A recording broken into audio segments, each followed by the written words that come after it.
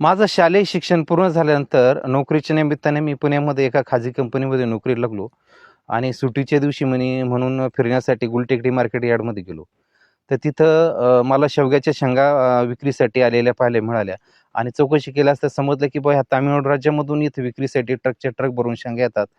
आणि मग मनामध्ये कुतूहल असा तयार झाला की ह्या ट्रक भरून येणाऱ्या शेंगा जर तामिळनाडूतून इथपर्यंत येतात तर इथं त्याला भाव आहे, बाजारभाव आहे म्हणून त्या शेतकऱ्याला परवडतं. तर मग याची त्या काळात कुणी व्यापारी शेती करत नव्हतं. ग्रामीण भागामध्ये शेतीच्या बांधावरील एक झाड, परसबागेतील एक झाड एवढीच त्याची ओळख होती आणि व्यावसायिक शेती ही काही त्या काळात केली जात नव्हती.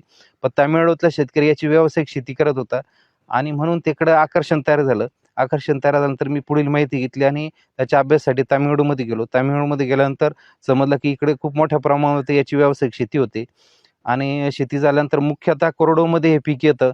उन्हाळ्यामध्ये याला पाणी नसलं तरी हे झाड मरत नाही. ठीक आहे, ज्यांच्याकडे उन्हाळ्यात पाणी नाही तर त्यांना उत्पादन उन्हाळ्याचा भार मिळणार नाही. पण बागायती क्षेत्रामध्ये जर ठिबक सिंचनानं पाणी दिलं तर हे वर्षभर उत्पादन देऊ शकते. याचा एक आत्मविश्वास तयार झाला आणि तो आत्मविश्वास तयार झाल्यानंतर मी शेवगा शेतीकडे वळालो. नाशिक जिल्ह्यातील कोरडवाहू सिन्नर तालुक्याच्या शहा इथल्या बाळासाहेब मराळे यांनी उत्सुकतेपोटी 1995-96 दरम्यान शेवगा शेतीची माहिती जमा करायला सुरुवात केली, ज्यातून जमा झालेल्या विविध बियांची पुढे आपल्या शेतात लागवड केली. ज्यात अवघी 10 ते 15 फूट विहीर असलेल्या कोरडवाहू शेती उत्पन्नाच्या तुलनेत योग्यरित्या जोपासलेला शेवगा समतोल उत्पन्न देत असल्याचं लक्षात येताच बाळासाहेब पूर्णवेळ शेतीत आले. पुढे योग्य बाजार, निर्यात, प्रक्रिया उद्योग आदींचा हा प्रवास सुरू असतानाच चविष्ट चवीचा सोबत गावरान सदृश्य लांबी असलेल्या रोहित 1 या शेवगा वाणाची निर्मिती केली. आज या शेवगा शेतीच्या माध्यमातून शेतकऱ्यांना आर्थिक समृद्धीकडे घेऊन जाण्यासाठी मार्गदर्शन देखील बाळासाहेब करतायत.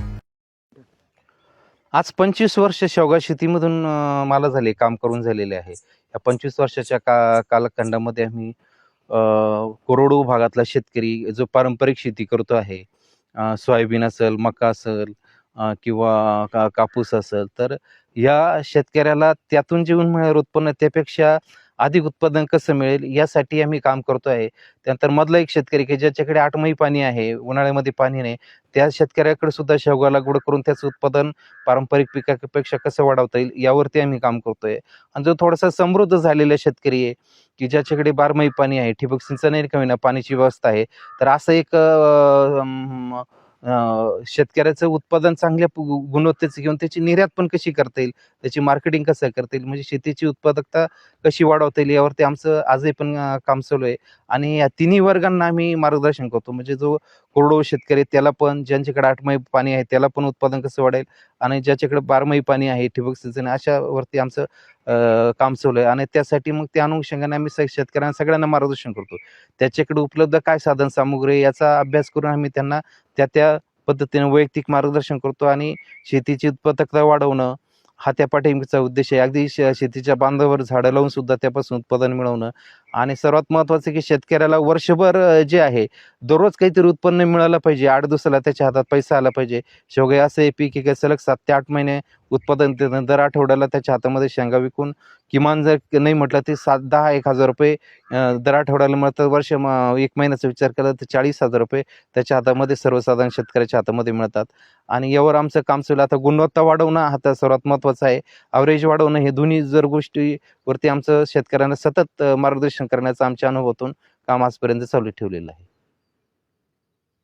वार्षिक 2 बहरांसह भरघोस उत्पादन देणारा तसंच सिंगापूर, कॅनडा, दुबई, लंडन यांसारख्या बाजारपेठेत निर्यातक्षम ठरलेला रोहित 1 हे वाण बागायतीसह कोरडवाहू शेतकऱ्यांना देखील आर्थिक फायदा मिळवून देणारा असल्याचं बाळासाहेब सांगतात. तमिळनाडू कृषी विद्यापीठानं मान्यता दिलेल्या या रोहित 1 या शेवगा वाणाला आणि बाळासाहेब यांच्या या शेवगा संशोधनाला राज्य सरकारसह विविध पुरस्कारानं वेळोवेळी सन्मानित करण्यात आलंय. हेही विशेष. आज शेतकऱ्यांना शेवगा लागवडीसाठी आपल्या 4 लाख रोप क्षमतेच्या रोपवाटिकेतून अल्प किमतीत रोप देत सोबत लागवड तंत्र, खत व्यवस्थापन, छाटणी, कीड व्यवस्थापन आणि यासोबतच विक्रीमध्ये थेट परदेशी निर्यातीपर्यंत मार्गदर्शन हे बाळासाहेब आपल्या मराळे पॅटर्न अंतर्गत करतायत, ज्यात राज्यासह राज्याबाहेरील 15,000हून अधिक शेतकरी मराळे पॅटर्न अंतर्गत शेवगा शेती करतायत. रवींद्र जाधव शिवूरकर सह ब्युरो रिपोर्ट, लोकमत ॲग्रो.com.